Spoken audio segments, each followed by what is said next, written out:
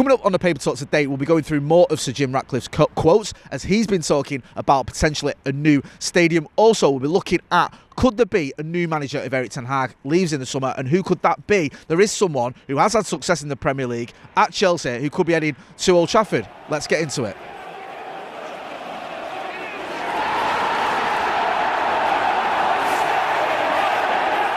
Jay here for Stretford Paddock. This is the Paper Talk. As you can see, I'm outside Old Trafford and it's a little bit cold, so you might want to put your parkas on. Loads of stories to get through this morning. Before we get into it all, though, make sure you are hitting like, share and subscribe. We want to get to 750,000 subscribers by the end of the season. And with your support, yes, we can get there. Right, let's start by talking about the Sir Jim Ratcliffe interview, because we've got a couple of other stories I want to get to. Obviously, Luke Shaw injury, something going down with Thomas Zilliacus, if you remember him. It was a blast from the past, and a couple of other bits as well. But first of all, let's talk about the main event.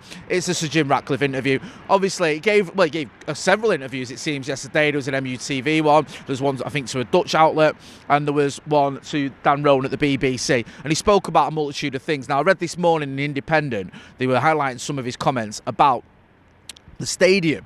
Now, it seems that it's not been fully decided what Sir Jim Ratcliffe or what Manchester United are going to do about Old Trafford moving forward. And Sir Jim Ratcliffe alluded to this. He spoke about, the sort of the debate or whatever, the discussion around a revamp or a rebuild, whether it's going to cost $1 billion or even more, whether you can keep revamping a stadium that obviously has issues with the railway line next to it. Also, you've got the canal here. You can't see it, but there's a canal here, trust me. So there's issues there about how much you can revamp it, and you might want to rebuild it. And he spoke, Sir Jim Ratcliffe, about having this sort of this Wembley of the North, and he made some good points as well. He said, if you look at all the national stadiums, they're all in the south. You've got the National Football Stadium, Rugby Stadium, Tennis Stadium. He said the Concert Stadium, the O2, is basically down south as well. And he made the point of, when you get to an FA Cup semi-final, like Manchester United did last season, you have to schlep, those are his words, down to London, even if it's two teams from Manchester. If we were to play City in the FA Cup semi-final, then you'd have to have that game down in London at Wembley, and it doesn't make any sense. And it's only right that the North should have a stadium that sort of rivals Wembley. So there's some discussions going on. We know that Gary Neville is joining this sort of task, that's not the right word, task force that's going to look at potentially whether it's going to be a new stadium, what's going to go on. There's talk of regenerating the area around the stadium, Old Trafford. I think there's nothing wrong with that. I've been saying for a little while now, it'd be good to see some money invested in the area, and that was one of the key selling points for a lot of fans when it came to Sheikh Jassim, who may or may not exist, was this idea that he was going to build this £1 billion or £2 billion stadium, and he was going to redevelop all of Manchester, and he was going to do all these other wonderful things as well. Now, whether any of that was really going to happen is anyone's guess. The likelihood is it wasn't, because we don't even know if he had the dough. And also, there's all this sort of, rumours going around that, is he actually real? He is real, but even Sir Jim Ratcliffe was alluding to those rumours yesterday. But we know that Sir Jim Ratcliffe's here.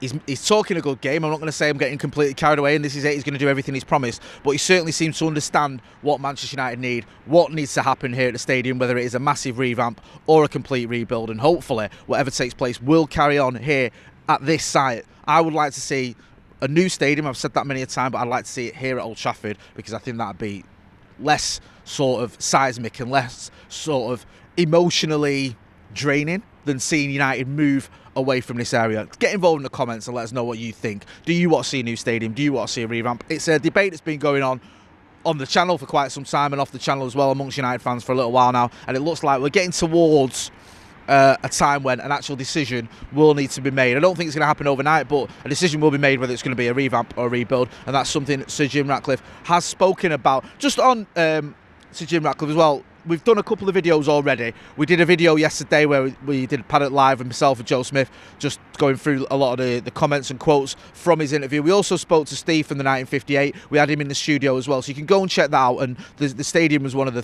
talking points that we mentioned there, and also this idea that it's going to take a few years for Manchester United. I think he said 2 to 3 years for Manchester United to be challenging at the very top. One other thing that Sir Jim Ratcliffe spoke about, which I really liked, was this idea about bringing glamour back to United. He said about how that had been lacking at some points over the last few years. A bit of glamour, and he spoke about the likes of George Best, Bobby Charlton, Eric Cantona. You've always had these players that had a bit of glamour. And he mentioned Kobbie Mainoo, Rasmus Højlund and Alejandro Garnacho. He mentioned their picture when they sat on the advertising hoarding, and how that sort of felt like, like that era almost, like that sort of glamorous little edge that Manchester United used to have. And listen, whilst it's sort of positive to hear these things. It shows as well that he kind of gets it a little bit, doesn't he, Sir Jim Ratcliffe, when he says things like that about the players that he's mentioned, about Eric Cantona, how big an influence he was, about the fact, that you had Kobbie Mainoo, Rasmus Højlund, and Alejandro Garnacho having that photo that seemed quite iconic at the time, didn't it? That's something you just wouldn't get with the Glazers. They wouldn't have mentioned that. They wouldn't have spoke about these things. They wouldn't have given these interviews that he's given. So whilst I don't want to get too carried away, it's so refreshing to see someone at Manchester United, who owns part of Manchester United, who seems to give a toss and get it, because far too often with the Glazers, they just haven't cared. I was looking at some headlines from over previous years, and we saw that Sir Jim Ratcliffe attended the Munich Memorial, and I was looking at the sort of headlines from the 60th anniversary and the 50th anniversary. And the Glazers didn't come to those memorials. They didn't attend them. They just gave some wishy-washy excuse. And little things like that, it matters to me. It does. I want to see owners that care about the club. And Sir Jim Ratcliffe, it seems he does. We'll have to wait and see whether he follows through with a lot of the suggestions and promises that he's making. But he's certainly talking a good game. Get involved in the chat and the comments as always. Let me know whether you think we are going to see the things that Sir Jim Ratcliffe is promising, whether you're buying his brand or whether you're still a little bit sceptical or cynical, which is understandable after 19 years of Glazer ownership. A couple of other stories to go through as well. Thomas Tuchel, is a story in the Express, has been linked with a move to Manchester United. Apparently he's open to the idea of coming to Manchester United. He'd be up for that. I don't blame him. If he's been at Bayern Munich, he's obviously left there now after a pretty poor season for them, especially what they'd expect to be doing this season after they've signed Harry Kane as well. So he's looking for work now. Why wouldn't he want to come to Manchester United? We are one of the biggest clubs in the world. There's no guarantee that Manchester United will even be looking for a manager in the summer. Sir Jim Ratcliffe was pretty coy about Erik ten Hag's future. He said he didn't want to get too much into that. He did mention, though, the fact that the manager's been working under a structure that obviously hasn't worked, and he said that's more important for him, what he's got to look at. He also said that's more of a football decision, that's not for him to make.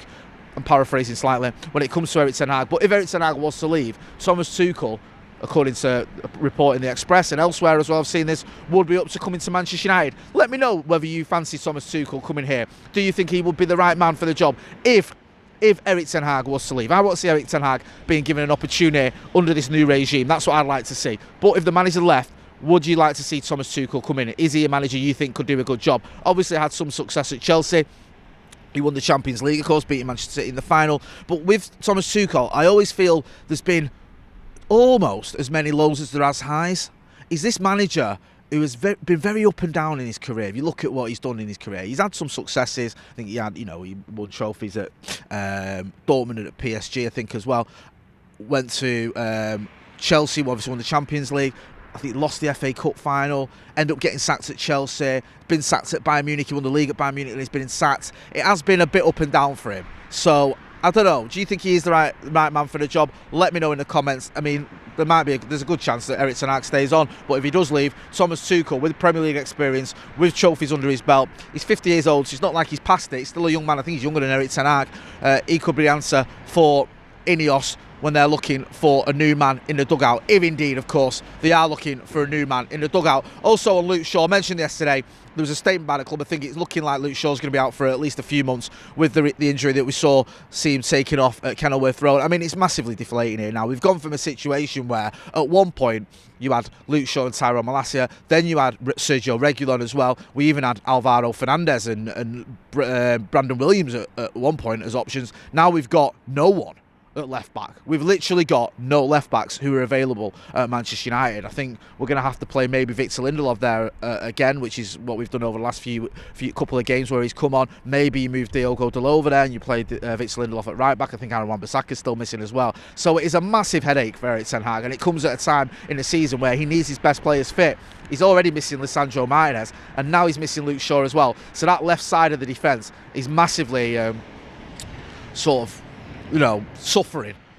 I mean, it is a shame, and this goes back to a wider question with Luke Shaw. I brought this up not so long ago on the news. I think he's missed around, 75 games over the last 4 years, whatever it is. I think he's missed over 50 in the Premier League alone over the last 4 years. I mean, that's a lot of games for a player to be missing, and it doesn't help when he's a key part of the defence. He's 28 years old, he's missed a lot of football, and you have to ask yourself, do Manchester United need to go for a left-back in the summer? Is that an area we should be looking at? We keep hearing these stories about perhaps maybe we're going to get a right-back, we're going to get a centre-back. I think left-back is an area we need to look at as well. Just one final story I'm going to mention, and this is about Thomas Zilliacus. You remember him? the Finnish entrepreneur who was part of the bidding process and got involved, who wanted to buy the club, but apparently he wanted to pay $3 billion and get the fans to stump up the other $3 billion, which was a load of nonsense, wasn't it? That was never going to happen. Well, there was a story I saw recently doing the rounds that he's actually, I saw this on United People's website, and it had come via another website, that he's got an arrest warrant out for him in Singapore for some business dealings that he's had over there, which just shows the farcical nature of what was going on with this bidding war. We've got Sheikh Jassim, who might not have even had the money, and, you know, does he even exist? And also you've got Thomas Zilliacus, who's now got arrest warrants out for him. What is going on? I think we might have got the best deal on the table there when we got Sir Jim Ratcliffe in. You may disagree. Get involved in the chat in the comments. Let me know what you think about all the stories I've been covering. Don't forget to hit like, share, and subscribe. We're back later on with Off the Bar. Myself, Stephen Howson and Joe Smith. I've been Jay Motty. This has been the Paper Talk outside a pretty cold Old Trafford. Thanks for watching.